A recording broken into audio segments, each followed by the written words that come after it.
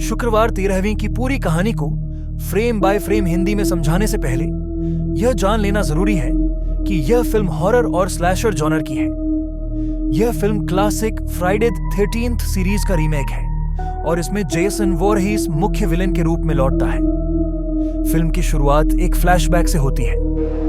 Crystal lake campus में एक महिला पैमेला वोरहीस कैंप के काउंसलर्स पर चिल्ला रही होती है क्योंकि उनकी लापरवाही के कारण उसका बेटा जेसन वोरहीस झील में डूब गया था। वह काउंसलर्स में से एक को मार देती है, लेकिन दूसरा काउंसलर अपनी जान बचाने के लिए महिला को मार देता है। इसी समय पास में झाड़ियों के पीछे जेसन यह सब देख रहा होता है और यह उसका बदला लेने की शुरुआत होती है।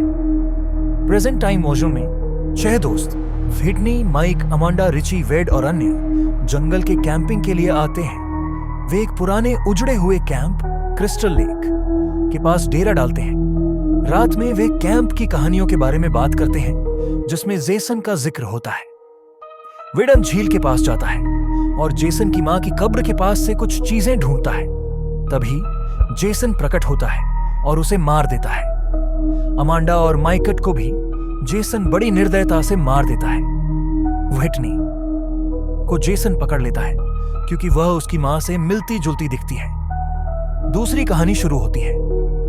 क्ले मिलर अपनी बहन व्हिटनियन को ढूंढ रहा होता है जो कई दिनों से लापता है। इस बीच ट्रेंट और उसके दोस्त जेना, चेल्सी, ब्रे, नोलन झील के पास अपनी छुट्टियां मनाने आते हैं। ट्रेंट का स्वभाव घमंडी और स्वार्थी है।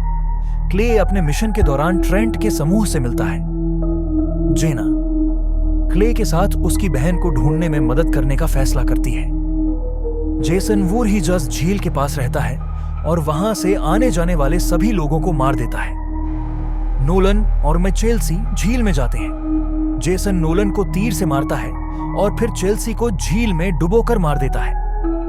क्ले और जेना कैंप की ओर जाते हैं और जेसन की गुप्त सुरंगों का पता लगाते हैं जहां वह व्हिटनी को कैद करके रखता है।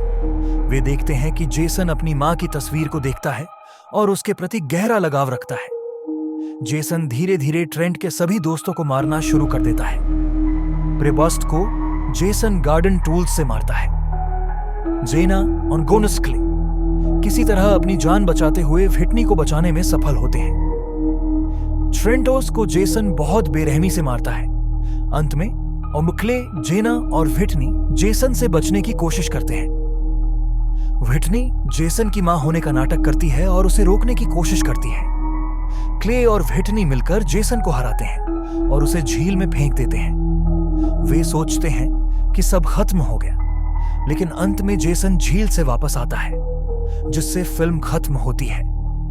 जेसन का किरदार उसके दर्द और बदले की भावना को दर्शाता है। फिल्म में ग्राफिक हिंसा, डरावने माहौल और स्लैशर शैली का प्रदर्शन है। इसका क्लाइमैक्स दर्शकों को अंधेरे और डरावनी स्थितियों के प्रति सतर्क रहने का संदेश देता है।